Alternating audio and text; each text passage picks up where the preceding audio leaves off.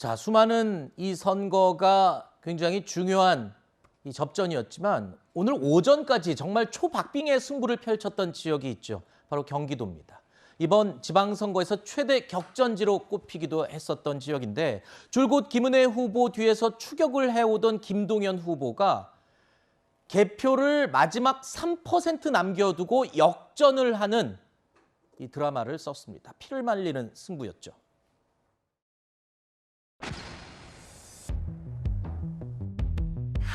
여러분의 한 표가 너무나 간절합니다.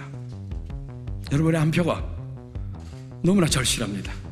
큰 성공으로, 큰 도움으로 보탬이 되고 싶습니다.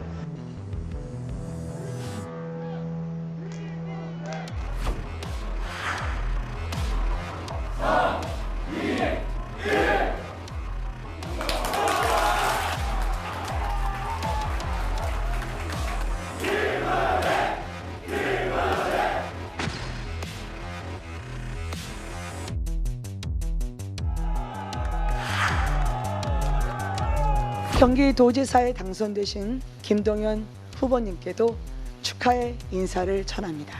최선을 다했지만 저의 부족함으로 승리하지 못했습니다. 저는 졌지만 여러분들은 지지 않았습니다. 민주당의 개혁과 변화에 씨앗이 돼서 우리 국민 눈높이에 맞게끔 저희가 먼저 성찰하고 바뀌는 모습을 보이는데도 앞장서서 하겠습니다.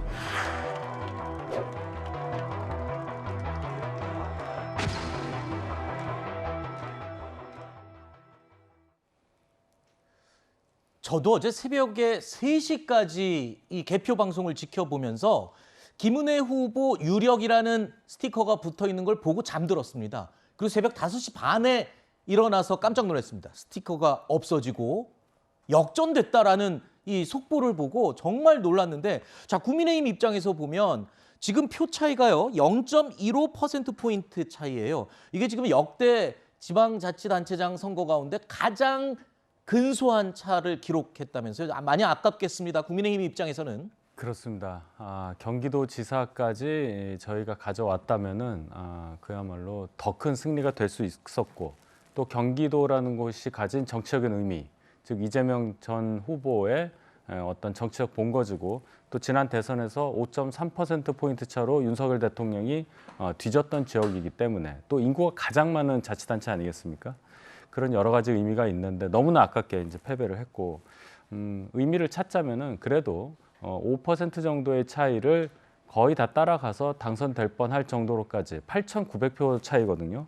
이 정도까지 따라갔던 김은혜 후보의 네. 저력에 대해서는 평가를 할 만하다, 이 정도로 정리하겠습니다. 네, 저력에 대해서는 그래도 의미를 부여하고 싶다고 얘기를 해주셨는데 교수님은 어떻게 보십니까? 막판에 도대체 어떤 이 이유 때문에 이게 뒤집힐 수 있었던 걸로 분석을 하고 있나요? 그러니까 저는 지지층의 결집이라고 봐요. 그래요? 그러니까 민주당 같은 경우, 민주당 지지층의 다른 지역도 그렇지만 경기도는 말씀하신 것처럼 엄청나게 의미가 큽니다. 네. 그러니까 이재명 후보가 지사를 했었고요.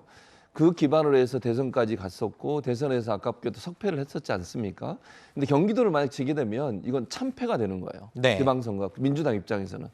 근데 경기도를 그래도 건졌기 때문에 네. 이제 국민의힘이 압승이긴 하지만 참패는 면한 거거든요. 수도권에서 3군데를 다 졌다. 그건 정말 민주당 입장에서는 엄청난 뭐랄까요? 패배 의식이랄까요? 네. 이런 부분이 생길 수밖에 없어요. 그런데 경기도를 그나마 건졌다고 하는 것은 패배했지만 네. 그래도 위로와 위안을 삼을 수 있는 방법은 생겼다는 거죠. 그리고 그것이 이재명 후보에게도 상당히 플러스가 된다. 만약 경기도까지 졌다고 하면 네. 이재명 후보 입장에서는 본인이 당선이 됐지만 네. 그럼에도 불구하고 정치적으로 상당히 흔들릴 수 있는 위험성이 있었어요. 그러나 어쨌든 경기도가 살아남았기 때문에 네. 그래도 어느 정도 민주당이 큰 혼란 없이 변화를 쇄신할 수 있는 기반이 됐다고 생각합니다. 알겠습니다. 마지막 자존심은 그래도 지켜주었다, 이렇게 얘기를 이해하겠습니다. 자, 경기지사 결과에 대한 권성동 원내대표의 이야기를 들어보겠습니다. 이기는 걸로 네. 예측이 됐다가 예. 뒤집히니까 많이 안타깝고 좀 속은 쓰립니다. 그렇지만 지난 대선 때 우리가 5% 차이로 졌던 곳인데 네. 이번에 박빙으로 흘렀고, 그리고 또 기초자치단체장들은 저희들이 많이 차지하지 않았습니까? 어떻게 뭐 저희들이 다 100%다 이길 수 있겠습니까? 그래서 경기도민들의 뜻을 존중하고요. 다만 과거 지난 4년 전과는 달리 경기도에도 견제와 균형 세력이 생겼다는 거, 경기도에서의 그런 부정과 비리를 막는 데 큰 도움을 줄 것이다 이렇게 생각을 하고 있습니다. 자, 이길 거로 예상했던 선거에서 마지막에 뒤집힌 부분, 아쉬움이 크겠죠. 국민의힘 입장에서는요. 자, 이번 경기지사 선거 승패를 좌우했던 결정적인 이유 여러 가지가 있겠지만 어떤 분들은 이 무소속 강용석 후보가 이 단일화하지 않은 부분을 또 이야기하기도 합니다.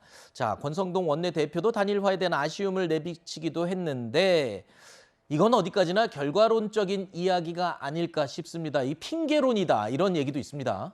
애초에 강영석 후보가 출마를 함으로써 표가 어느 정도는 누출이 될 수 있는 누수 네. 현상이 발생할 수 있는 가능성은 이제 예견이 된 거고요. 그것보다 더 아쉬운 것은 강영석 후보가 막판에 김은혜 후보의 그 재산 신고 관련된 아하. 얘기를 공세를 취했단 말이죠. 어떻게 손을 쓸 수 없는 상황에서 막판에 했기 때문에 저는 그걸 조금 굉장히 크게 봤었습니다. 네. 역시나 영향을 미쳤다고 볼 수밖에 없고 강영석 후보가 뭘 위해서 출마했느냐 여기에 대해서 제가 많이 의문을 제기했는데 본인의 제도권 정치로의 복귀 네. 이것이 목표였다고 저는 봤는데 지금 결과적으로는 강영석 후보 때문에 김은혜 후보가 안 된 거 아니겠습니까? 네. 그 복귀의 꿈은 좀 멀어진 게 아닌가 이런 생각을 해봅니다. 뭐 국민의힘에 다시 재입당하기 위해서 문을 여러 차례 두들겼는데 이걸 계기로 이제 영영 기회를 잃었다 이렇게 지금 말씀하신 거죠? 문을 그냥 부숴버린 거죠. 알겠습니다. 예.